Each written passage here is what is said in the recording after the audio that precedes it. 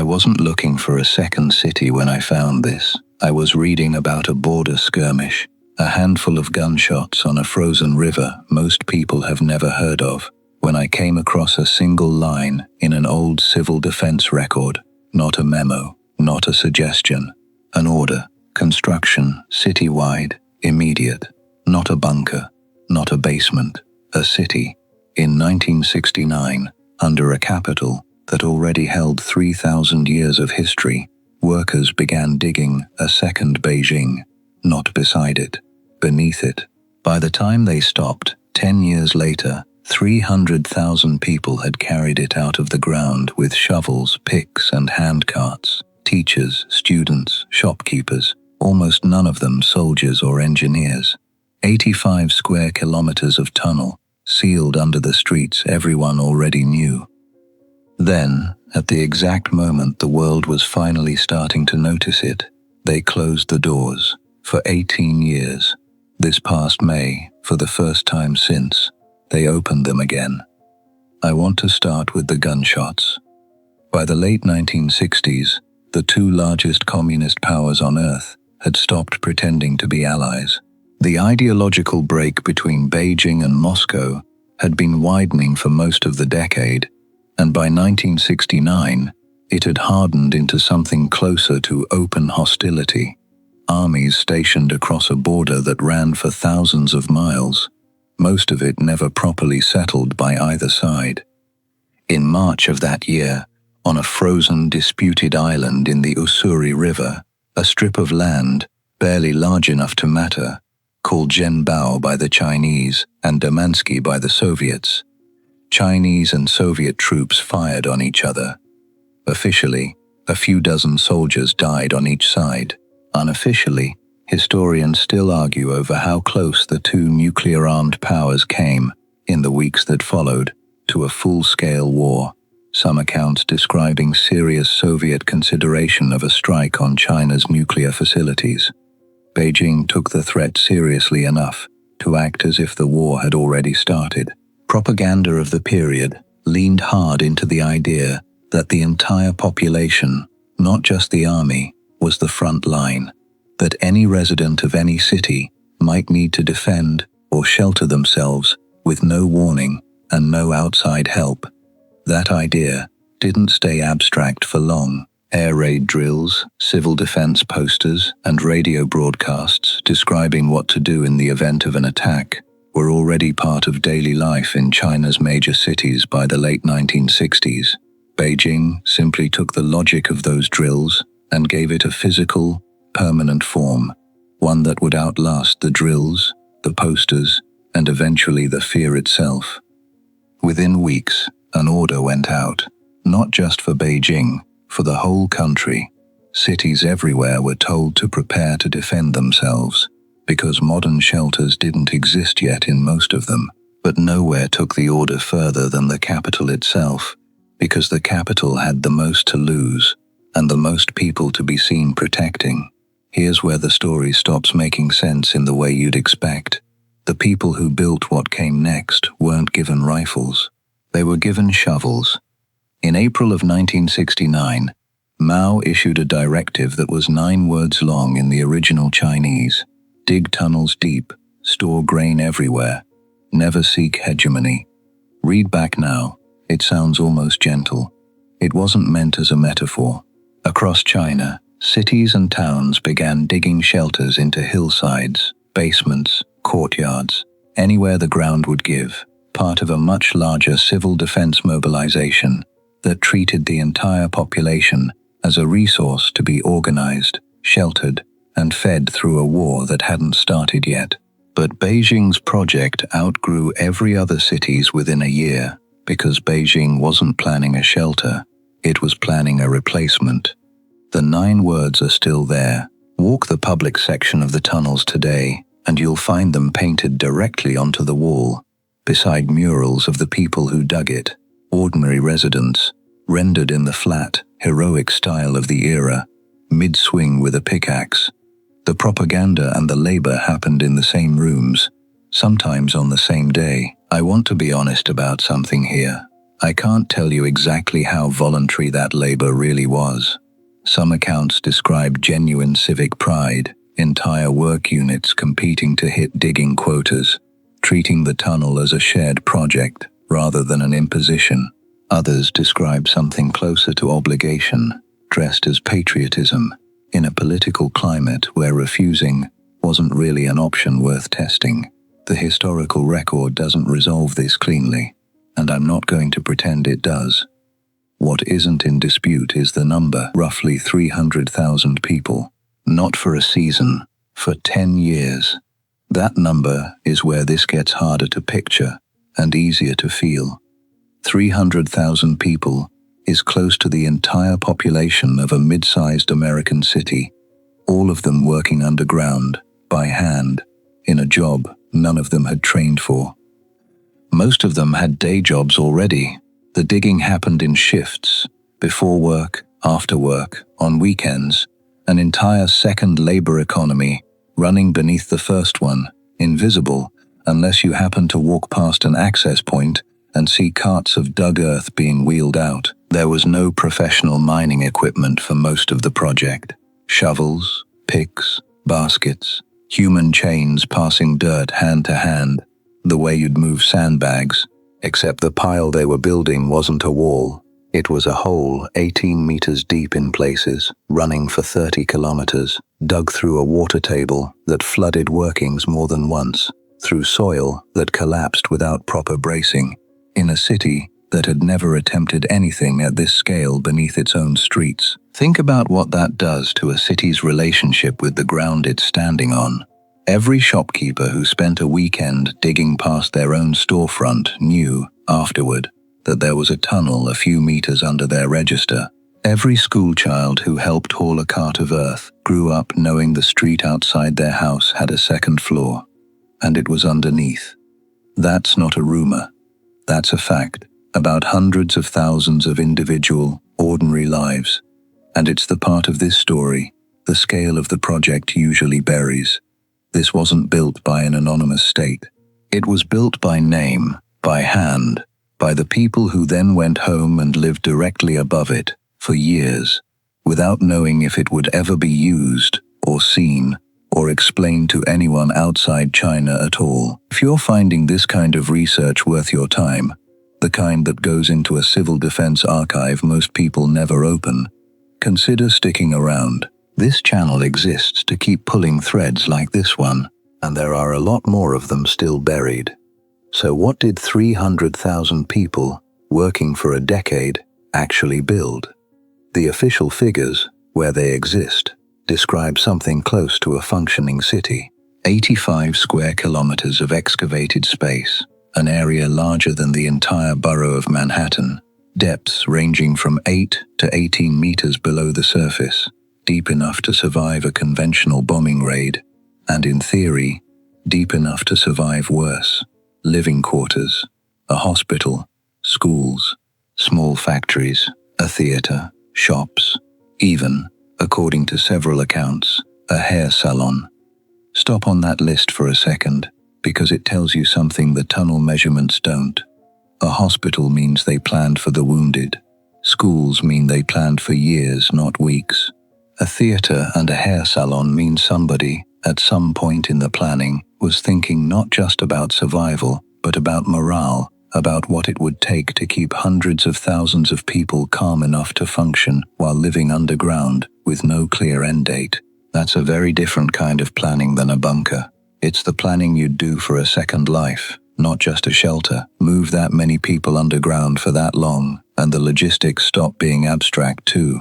4 months of self-sufficiency for even the more conservative estimate of 300,000 people means sustained food storage, a working water supply, waste removal, and medical care, all running below ground, all needing to function without relying on anything at the surface that a war might have destroyed.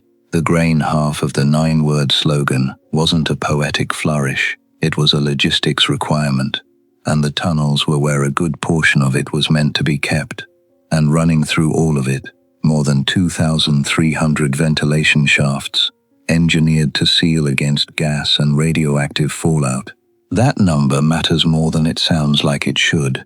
Air is the first thing that fails in an underground shelter. You can store grain, as the slogan demanded. You can dig deep enough to stop a blast, but you cannot store air for months at a time without moving it, filtering it, and sealing it off the moment the surface becomes unsafe. 2,300 shafts is the sound of planners who understood that the digging was the easy part, and breathing was going to be the real engineering problem. Somebody also had to decide where the dirt went.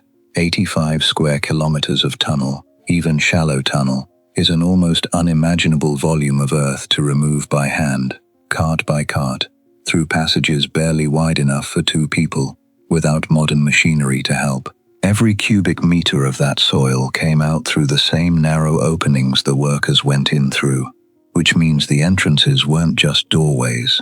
For 10 years, they were also the only exit for an entire excavated city's worth of dirt, moving in the opposite direction, day after day, mostly unnoticed by anyone not directly involved. Here's where I have to slow down and be precise, because the sources disagree with each other, and I'd rather tell you that than smooth it over. Some accounts describe the complex as designed to shelter all 6 million people living in Beijing at the time, the entire city, underground, at once. Other, more conservative estimates describe a functional capacity closer to 300,000 people, sustained for about 4 months, which is a very different claim. 6 million and 300,000 are not the same order of magnitude, and I haven't found a single source that reconciles the gap. I think that gap actually tells you isn't a cover-up. I think it tells you the project itself never fully decided what it was. Was it a shelter for the government and the essential workers who'd keep the city running? Or was it, on paper at least, a genuine promise to everyone? A whole capital city given a second life underground. The 9-word slogan was written for the whole country. The tunnels, on the most careful readings, were not built to hold the whole country, or even the whole city. Somewhere between the propaganda and the excavation, the promise got smaller, and nobody wrote down exactly when or why. But numbers on a page are one thing. I want you to actually stand in it. Picture a narrow shop front on West Cheng Street, in the old Tiananmen district, a few minutes walk from Tiananmen Square. Nothing marks it from the outside. It could be any of a dozen shops selling silk, or carpets, or antique calligraphy, the way this street has for decades. Then you step through a door at the back, and the temperature drops, and the floor starts sloping down. This is only one of several known entry points scattered through the district: a former carpet factory a few streets over, a shop front on Dixia, each one built directly into a building that, from the street, looks exactly like every other building around it. Whoever designed the network wanted the entrances to disappear into the ordinary fabric of the city, and by most accounts they succeeded, well enough that most residents living directly above sections of it today likely have no idea it's there. The passage is narrow enough that 2 people can just about pass each other. Low bulbs, spaced every 5 or 6 meters, throw pools of yellow light onto a floor covered in red, moisture-proof carpet, laid down decades after the tunnels were dug. Once someone realized visitors' shoes were the problem now, not the war. The walls are bare concrete in most places, except where the murals are, Mao's portrait, and beside it, the workers, captured mid-dig, exactly as they were told they'd be remembered. Some of the side rooms are still in use. A silk workshop operates out of what used to be a staff meeting room. Vendors sell antiques in chambers that were built to be a hospital ward. The air underground stays close to a constant, cool temperature year-round, the kind of chill that has nothing to do with weather and everything to do with being sealed away from it entirely. Sound behaves differently too. Footsteps and voices carry further than they should, then die out suddenly where a passage bends, the way sound does in a space built for function, not acoustics. The city built for a catastrophe that never arrived has spent the years since finding smaller, stranger uses for itself. Not because anyone planned it that way, but because a hole that size doesn't stay empty. Something always moves in. And that's the part that unsettles me more than the war ever did. Not that they built it, that afterward, they didn't quite know what to do with it, and neither, it turns out, did anyone since. Here's the resolution nobody digging those tunnels got to see coming. The war didn't happen. Relations between China and the Soviet Union stayed cold, hostile, occasionally violent at the border, for another 2 decades. But the full nuclear exchange that justified 10 years of citywide excavation never arrived. Mao himself, the man whose 9 words started all of it, died in 1976, partway through construction, without seeing the project finished. By the time it was largely completed in 1979, the country that finished it was already turning toward the world instead of digging away from it. China was opening up in ways nobody digging in 1969 could have predicted. The Soviet Union had less than a decade left before it stopped existing entirely. Which leaves you with a strange kind of monument, a city built entirely out of the expectation of catastrophe, finished just as the catastrophe stopped being expected, by a government that had, by then, buried the man who ordered it. Nobody tore it down. You don't undig 85 square kilometers. It just sat there, underneath everyone, doing nothing, waiting for a war that had already quietly failed to arrive. For 2 decades after it was finished, almost no one outside the government went down there at all. And when that finally changed, it changed in a way I still find genuinely strange. Before I get to that, I'll say this once. Research like this, chasing a 9-word slogan through decades of civil defense archives most historians never open, is most of what this channel actually is. If that's worth something to you, following along costs nothing, and it's the only thing that keeps this kind of digging going. Now, back underground. In the year 2000, a small, tightly controlled section of the tunnels opened for the first time, not to the Chinese public, but specifically to foreign tourists. If you were a Beijing resident, there was, by most accounts, no official tour to book. If you were visiting from abroad, you could walk the same red carpet, past the same murals that we've been describing. Sit with that for a second, because it's a strange choice to make. A civil defense project built explicitly to protect a country's own citizens was, when it finally opened its doors, open to outsiders before it was ever meaningfully open to the people it was dug to shelter, and largely by the people it was dug to shelter. I don't have a document explaining that decision. I can tell you it happened. I can't tell you why the order of operations ran that way, and I think that's worth sitting with rather than explaining away. Whatever calculation led to that decision, whether it was about earning foreign currency, projecting an image outward before addressing anything inward, or something else entirely, it meant that for 8 years, a curious traveler from another country had easier legal access to this place than the grandchildren of the people who dug it. For 8 years, that arrangement held. Then, in 2008, it closed. The stated reason was renovation. I want to be exactly as careful here as I was with the 6 million number, because this is the part of the story where it would be easy to invent a conspiracy, and I'm not going to do that. I don't have a document that tells me why a renovation took 18 years. I don't have a source that connects the closure to anything specific happening in Beijing that year, though I'll note, without claiming it means anything on its own, that 2008 was also the year the city hosted the Olympics, and plenty of unrelated construction and infrastructure projects across Beijing were quietly paused, rerouted, or shelved around exactly that time, for reasons that had nothing to do with tunnels at all. That could be the whole explanation. It could be coincidence. The record, as far as I can find it, simply doesn't say, and I'd rather leave that gap open than fill it with something I can't support. What I can tell you is what happened next, because it happened 2 months before I started digging into this myself, In May of this year, after 18 years of silence, the tunnels reopened, not as a tourist curiosity this time, but as a museum, formally dedicated to the city's civil defense history. Free admission, the same slogan on the wall, the same murals. 18 years, and the only thing that seems to have changed is what they're calling it. For comparison, elsewhere in the world, the same Cold War fear produced smaller, quieter answers. Backyard fallout shelters in American suburbs, reinforced basements across Switzerland, mandated by law and still maintained today. Beijing's answer was different in kind, not a fallback measure built by individual families, but a second city, built by an entire population, by hand, under direct order.